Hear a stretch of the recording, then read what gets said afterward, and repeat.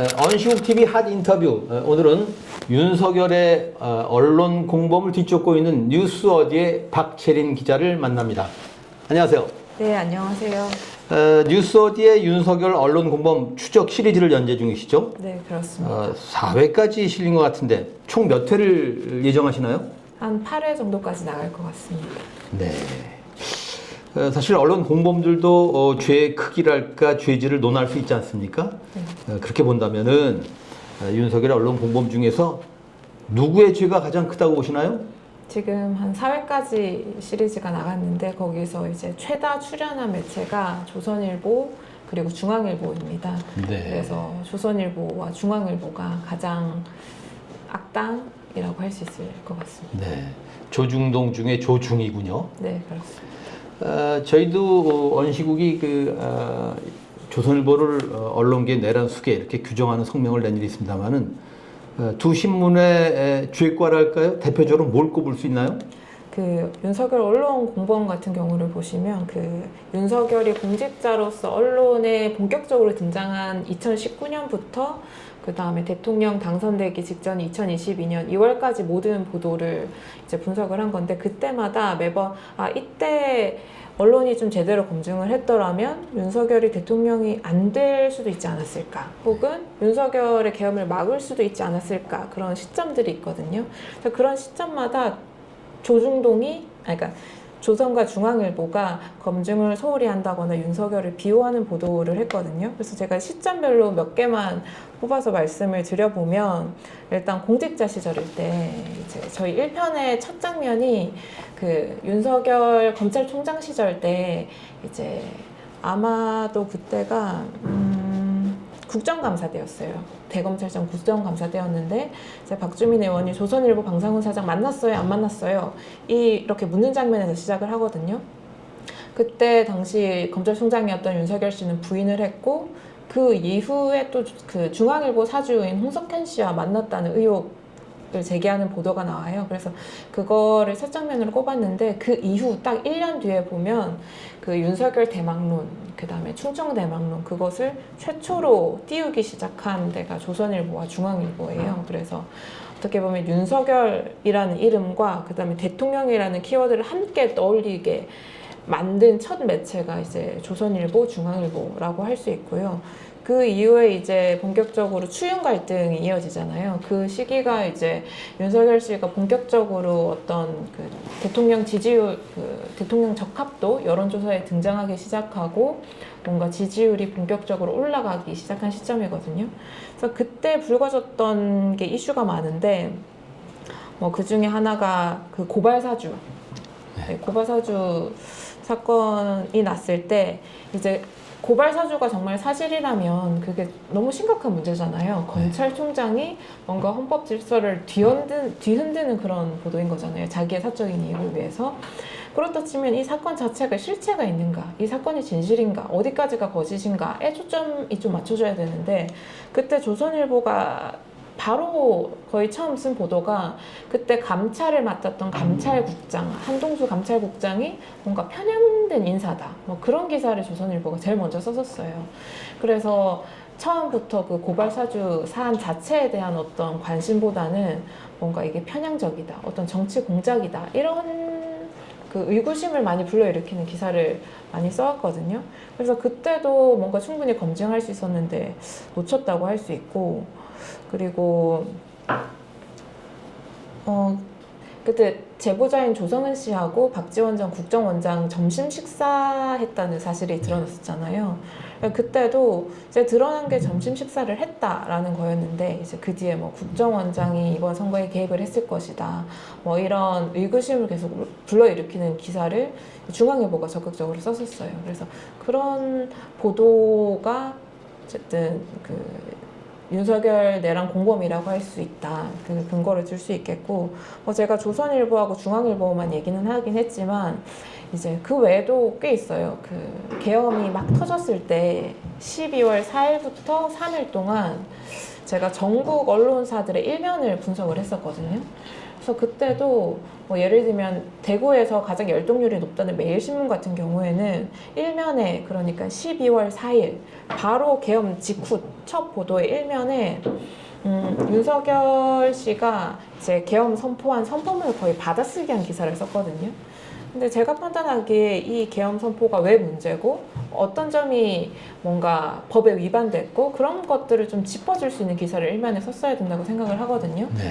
근데 독자 입장에서 그 일면을 봤을 때 계엄이 어쩔 수 없는 거였나? 뭐 이렇게 읽히게끔 기사를 썼어요. 그래서 대구 지역에 그런 매체들이 많아서 그런 언론사들도 언론 공범이라고 할 수 있겠고, 뭐 그 외에도 제가 말을 너무 길게 하나요? 알겠습니다. 그러니까 말하자면 그 조선일보, 중앙일보 간의 문제는 아니지만은 네. 두 신문이 대표적으로 윤석열 띄우기, 나아가 윤석열 대통령 만들기를 했다, 이렇게 볼 수 있겠네요. 그렇습니다. 예. 이런 윤석열의 언론 공범들을 그럼 어떻게 단죄해야 되나요? 단죄 주체는 누가 돼야 할까요? 뭐 법적이나 제도적인 어떤 측면에서 뭐 단죄라고 하면 뭐 단죄일 수 있겠는데, 단죄하는 것도 중요한데 저는 진짜 단죄 주체가 시민이 되어야 된다고 생각을 하거든요. 뭐 가장 단순하게 시민이 가장 큰 피해자이기도 하고, 그리고 이제 시민들이 단죄하는 게 진짜 강력한 힘을 가지고 있다라고 생각을 해요.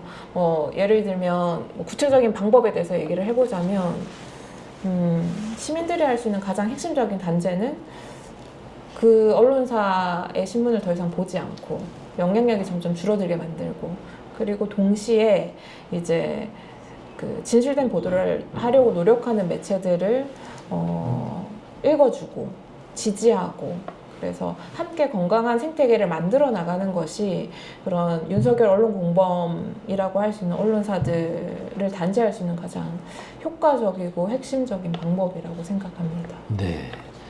그러니까 언론 소비자로서 절독도 하고 또 후원도 하고 그래야겠군요. 예. 뉴스 어디, 이 제호가 어떤 뜻인가요? 그 제호도 좀 얘기하자면 좀 길긴 한데요. 원래는 뉴스 어디언스의 약자였어요. 그래서 제가 도메인을 만들 때 뉴스 NEWSAUDI라고 썼었거든요. 그래서 뉴스 어디언스가 뭔가 그냥 단순한 뉴스 소비자이기도 하지만 적극적으로 자기 의견을 개진한다, 뭐 이런 뜻도 갖고 있다고 하더라고요. 그래서 뉴스 어디는 뭔가 다른 매체들과의 차별점 중에 하나로 시민과의 접점을 좀 만들어 나가자라고 생각을 했었기 때문에 뉴스 어디로 했었는데, 이게 외국인들이 봤을 때는 보여주니까 아우디의 홍보지냐 이렇게 문제 제기를 하시고, 또 이제 도움받는 여러분들이 의견을 주시기에 아우디로 읽힌다고 하는 거예요. 그래서 그 뉴스 오디언스의 그 느낌, 메시지는 그대로 담고 싶은데 다른 대체할 만한 것이 없을까 하다가 이제 뉴스웨어로 바꿨어요. 어디. 그래서 진짜 뉴스가 어디 갔지 늘 찾는 사람들이 보고 싶어하는 매체가 되자라고 해서 뉴스 어디, 그다음 뉴스웨어 이렇게 제호를 정했습니다. 그렇군요. 뉴스 어디 이 사이트에 이런 캐치프레이즈가 있던데 말이죠. 뉴스 어디는 오직 공익을 위해 언론을 감시합니다. 공익을 실현해야 하는 언론에 대한 감시가 공익인 이유랄까, 나름의 근거, 뭐라고 보시나요? 저는 질문에 답이 있는 것 같은데요. 그러니까 공익을 언론이 마땅히 실현을 해야 되는데 이제 사익을 추구하는 언론이 더 많아졌다라는 점이 저는 언론 문제의 시작점이라고 생각을 하거든요. 그래서 그런 부분을 좀 강조하고 싶은 의미에서 좀 홈페이지에 대문에 좀 걸어두면 좋겠다라고 생각을 했었고요. 그다음에 두 번째로는 제 개인적인 경험에 따른 건데, 뭐 기자들이 이제 자기 기사에 대해서 자부심을 느끼는 여러 순간이 있을 텐데, 저는 제가 생각하기에 이제 자부심을 느껴야 되는 거는 실제로 공익을 추구해서 어떤 시민들한테 실질적으로 변화를 줬을 때 되게 자부심을 느끼는 게 좋지 않을까라고 저는 생각을 했어요. 근데 제가 뭐 시민단체 활동가나 이런 거를 했을 때 내가 그냥 진짜 열심히 취재를 했으면은 뭔가 내가 열심히 발품을 팔았으면은 정말 잘 쓴 기사다라고 생각하는 기자도 있는 것 같더라고요. 그래서 물론 당연히 열심히 쓰는 것 중요한데 저는 변화를 내는 기사가 정말 중요하다고 생각을 하거든요.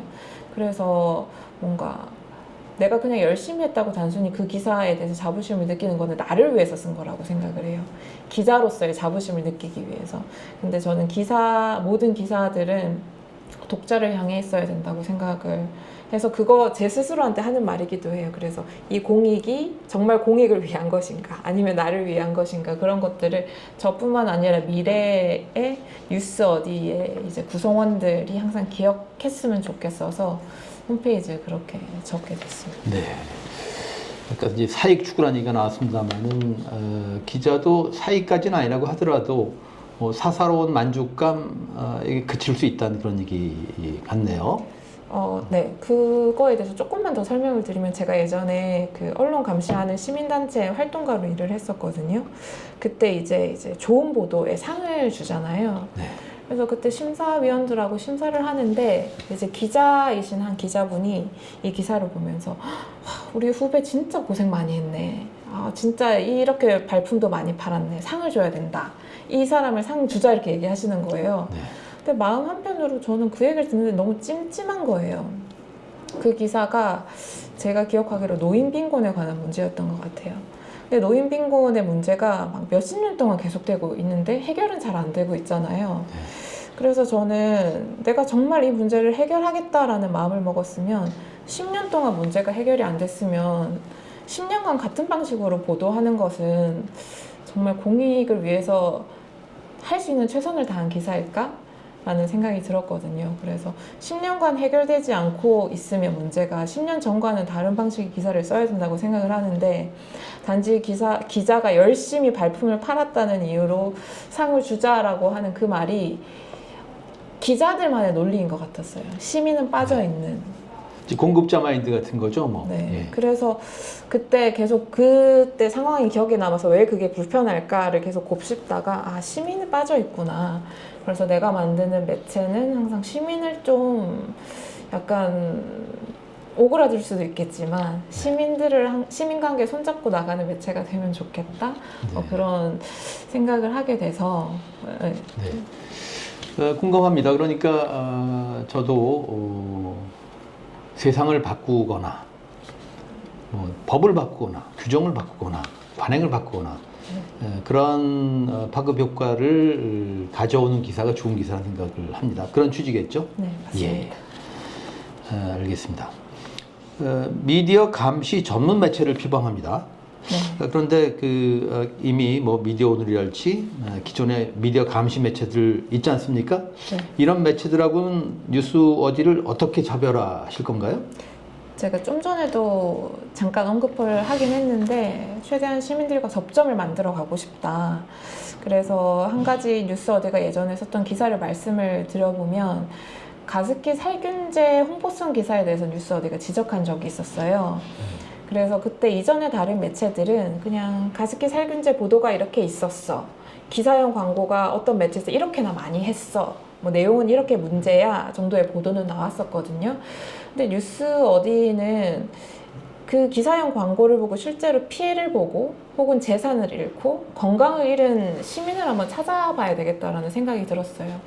그래서 가습기 살균제 사건의 피해자하고 인터뷰를 하게 됐고 그 피해자분이 과거에 가습기 살균제 홍보성 기사를 다 모아두고 계셨더라고요. 그래서 이걸 왜 모아두셨냐, 그리고 혹시나 뭘 하고 싶은 말씀이 있으셨던 거냐라고 물어보니까 사과를 받고 싶기는 한데 이제 그래도 가습기 살균제가 언론인들의 보도를 통해서 좀 세상에 알려지게 됐고 그래서 척을 두는 거는 좀 겁이 나기도 하고 자기가 항의를 했었는데 기자한테 역으로 그럴 거면 중재위 가자 이렇게 항의를 받기도 하셨대요. 그래서 그러면 20년이 지났는데도 홍보성 기사는 그대로 남아 있었거든요. 그래서 그러면 어쨌든 내가 시민하고 같이 손을 잡고 가기로 한 매체니까 시민과 같이 어떤 해결책을 찾아보자라고 생각을 했어요. 그래서 어떤 방법이 있을까? 그게 20년 전 기사니까 중재위에 뭘 할 수도 없는 거예요. 근데 보니까 언론사마다 고충 처리인 제도라는 게 있더라고요. 그거는 뭐 20년 전 기사라도 충분히 이의 제기를 할 수 있더라고요. 그래서 그 여러 언론사들한테 그 메일을 보냈어요. 이 홍보성 가습기 살균제 기사 왜 아직까지 남아있냐. 그래서 실제로 어떤 매체는 삭제하기도 했고, 뭐 피해자는 아니지만 저한테 사과를 하기도 했고, 그 다음에 그 경향신문 같은 경우에는 실제로 그 20년 전 홍보 기사 아래 정정 보도하고 사과 보도를 실제로 하기도 했어요. 그래서 피해자분께 그 얘기를 전해드리니까 너무 기뻐하시더라고요. 그래서 그런 것처럼 단순히 그냥 문제가 있다라고 그치는 게 아니라 그럼 시민들이 왜 이 피해를 볼 수밖에 없었고 그 피해는 어느 정도 크기고 어떻게 같이 해결해 나갈 수 있을까까지 고민해보자. 이런 방향성 이런 것들이 기존의 다른 미디어 감시 매체들하고 뭐 차이점이 됐으면 좋겠어요. 네. 그러네요. 우리 언론에 많은 문제가 있습니다만은 사과에 인색하지 않습니까? 네. 사과를 받아내는 것도 뭐 대안 중 하나가 될 수 있겠네요. 네. 한국 언론의 고질병으로 검증 소홀, 정권에 따른 부침, 상업화 등을 꼽으셨습니다. 네. 검증 소홀, 그렇죠. 상업화 문제 있습니다만은 정권에 따른 부침, 이걸 고질병으로 꼽은 배경, 이유 뭔가요? 제 학창 시절의 경험하고도 또 연관이 되는데요. 그때 뭐 정권에 따라서 뭐 방송사 사장이 바뀌고 언론사 사장이 어떻게 해임되고 그런 것에 대해서 사실 크게 관심은 없었거든요. 그냥 뉴스를 보기는 했는데, 근데 어느 순간부터 뉴스가 상당히 이상해졌어요. 그거는 시청자 입장에서 금방 느낄 수 있잖아요. 뭐 예를 들면 다들 기억하시겠지만 그때 MBC 뉴스에서 비 오는 날은 소시지빵을 뭐 이런 기사들이 있었어요. 그래서 언론에 대해서 잘 모르는데도 보도의 질이 상당히 떨어지더라고요. 그리고 그런 보도를 보면서 사장이 바뀌는 게 그 뉴스 소비자한테 이렇게 질 떨어지는 보도를 주기도 하는구나, 뭐 이런 생각도 있었고, 그리고 제가 학생 기자일 때 언론을 한창 공부할 때 그때 쌍용차 노동자 해고 사태가 있었어요. 근데 그때 KBS에서는 그 뉴스가 거의 보도되지는 않았거든요. 근데 그때도 제가 쌍용차 해고 노동자 사건에 대해서 막 크게 관심은 없었는데, 그리고 이 문제를 어떻게 해결할 수 있을까? 어쩔 수 없는 게 아닐까라고 넘겼던 적도 있었어요. 근데 그때 그 쌍용차 해고 노동자에 관한 보도가 많이 되지 않은 이유가 이제 정권이 바뀌면서 노동 탄압에 대한 보도 이런 것들을 좀 안 하려는 그런 경향이 생겼다. 그래서 뭔가 정권에 따라서 뭔가 사장이 바뀌고 제도가 제대로 움직이지 않고 그런 것들이 많이 독자들한테 피해를 주는구나라는 생각을 그때 했고, 그 이후로부터 그런 부분에 대해서 관심을 갖고 공부하고 찾아보면서 그 뉴스 어디 만들 때 그런 뉴스 어디 탄생 배경을 적을 때도 이 정권에 따른 부침이 고질병이다 이렇게 적게 된 배경이 된 것 같습니다. 그러니까 권력을 감시해야 될 언론이 권력이 변수가 돼서 보도가 위축되기도 하고 자기 검열을 하기도 하고 이제 이런 문제가 생기는 거죠. 예, 알겠습니다. 뉴스어지의 팀원은 현재 한 명이고 단비뉴스 미디어팀 기자, 미디어 감시 시민단체 활동가, 뉴스쿨 펠로우 등을 거쳤다라고 하셨는데 이게 박 기자 본인 이야기인가요? 네, 제 이야기입니다. 그렇군요. 한 명밖에 없으니까요. 네. 왜 언론 감시라는 분야를 선택했나요? 뭐 기본적으로 처음 흥미를 갖게 된 거는 그 언론, 그 뉴스의 맥락이나 이런 것들을 해석하는 것도 좀 재밌긴 했지만 저는 상당히 가성비 있는 분야라는 생각이 들었어요. 이거 좀 설명이 필요할 것 같은데 왜 가성비 있다라고 생각을 했냐면, 제가 그 한국언론진흥재단에서 발행하는 언론 연감을 보니까 2023년 기준 현재 언론 산업에 종사하는 사람이 6만 명 정도 된다고 하더라고요. 근데 이제 그 6만 명을 너무 많은 숫자잖아요. 그래서 그 6만 명이 자기 분야에서 진짜 열심히 독립적으로 양심적으로 취재를 할 수 있다면, 건강한 생태계에서 취재를 할 수 있다면 세상이 훨씬 더 많이 좋아지진 않을까? 그러니까 물론 제가 문제보도 지적을 많이는 하지만 뭐 그럼에도 저는 열심히 노력하는 기자들, 좋은 보도 하려고 애쓰는 PD들이 많다는 걸 저는 알고 있거든요. 제 친구들도 그렇고. 그래서 이렇게 노력하는 사람들이 건강하지 못한 언론 생태계 혹은 자기가 몸담고 있는 회사의 어떤 문제, 사주의 문제라든지 그런 것 때문에 좋은 보도를 하고 싶지만 못하는 경우가 많다라는 생각이 들어서 그렇다면 이 6만 명의 훌륭한 저널리스트들이 좋은 생태계에서 취재를 할 수 있도록 내가 뭘 써보면 어떨까? 그거는 정말 가성비 있지 않나? 6만 명이 각자 분야에서 열심히 뛰게 되는 거잖아요. 그래서 그런 측면에서 가성비 있다고 생각을 했고 그러면 미디어 감시 분야를 내가 한번 도전해봐도 좋겠다 이렇게 생각했습니다. 네. 그러니까 기사가 바뀌려면 언론 생태계가 바뀌어야 된다. 이런 그 가정을 하시는 거죠. 맞습니다. 네. 대학에서 전공은 원래 뭘 하셨나요? 학부 때는 프랑스 어문학을 했고 이제 대학원 가서는 저널리즘을 전공했습니다. 네. 그러니까 단비뉴스 미디어팀 기자를 하셨는데 이게 세명대 저널리즘 스쿨 얘기하시는 거죠? 네, 맞습니다. 세절이라고 하나요? 네, 맞습니다. 네. 세절이. 자랑 좀 하시죠.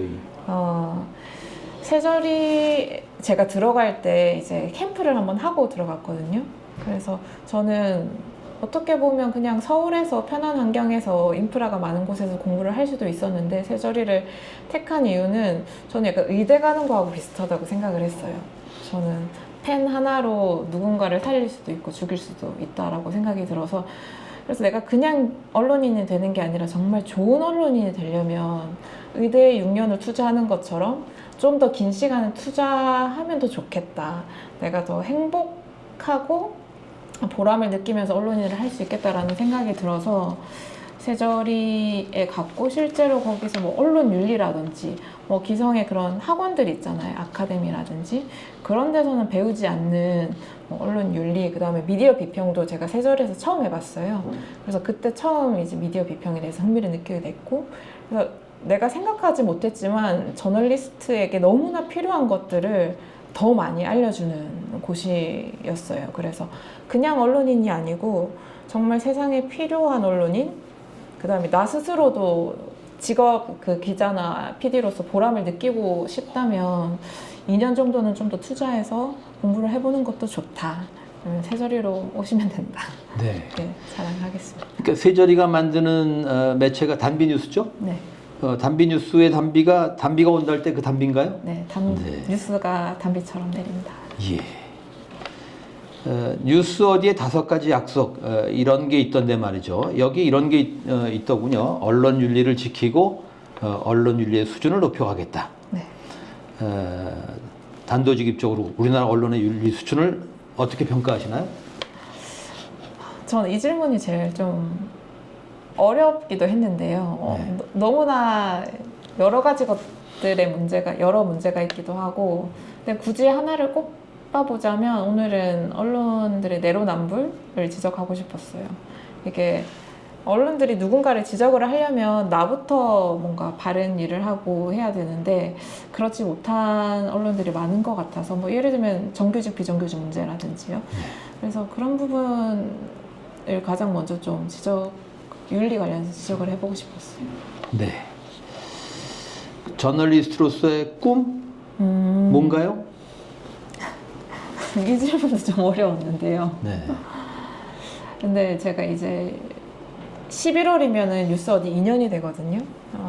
그게 2년밖에 못해서 그런지 모르겠지만 이 일을 언제까지 더 해야 되나 하는 생각도 들고 내가 잘 해낼 수 있을까라는 생각이 들어서 그냥 묵묵히 1년만 더 해보자라는 생각을 갖고 있습니다.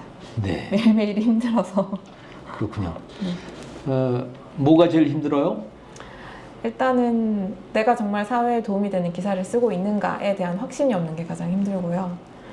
아까 말씀드렸던 것처럼 진짜 사회를 변화시키는 실제로 독자들한테 체감할 수 있는 어떤 변화를 줄 수 있는 기사를 쓰고 싶은데 내가 그런 기사를 실제로 쓰고 있는가 세상에 소음만 하나 더 하는 게 아닌가라는 그런 생각이 많이 들어가지고 그런 생각이 들 때 제일 좀 힘든 것 같아요.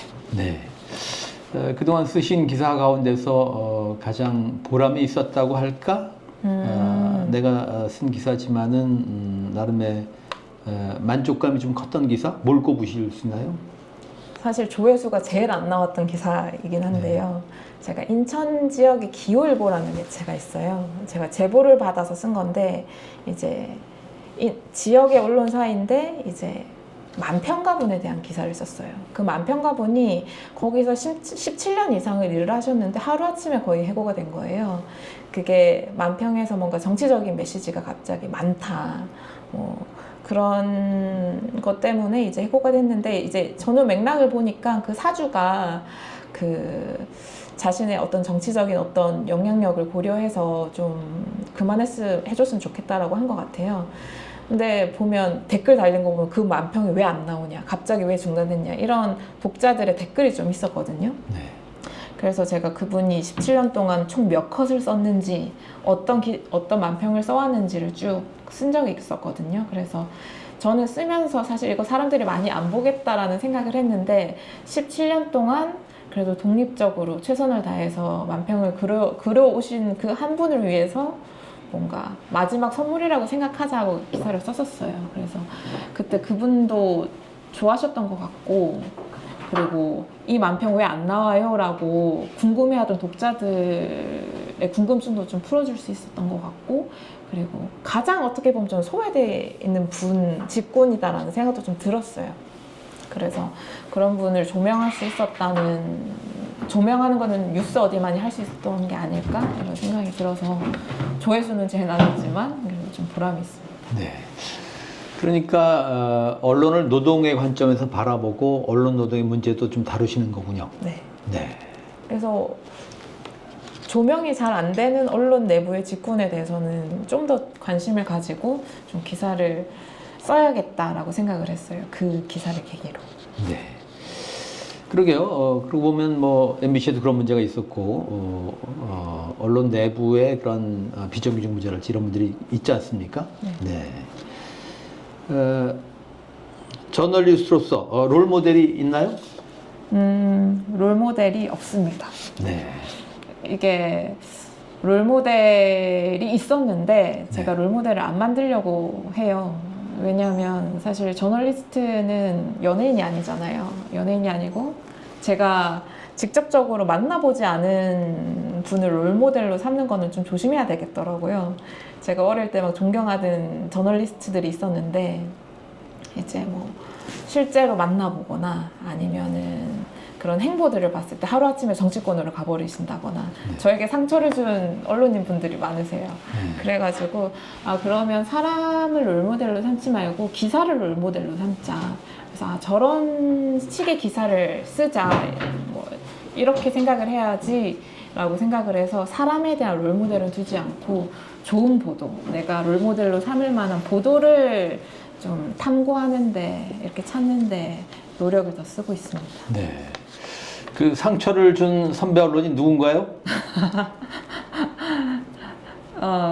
뭐 많죠.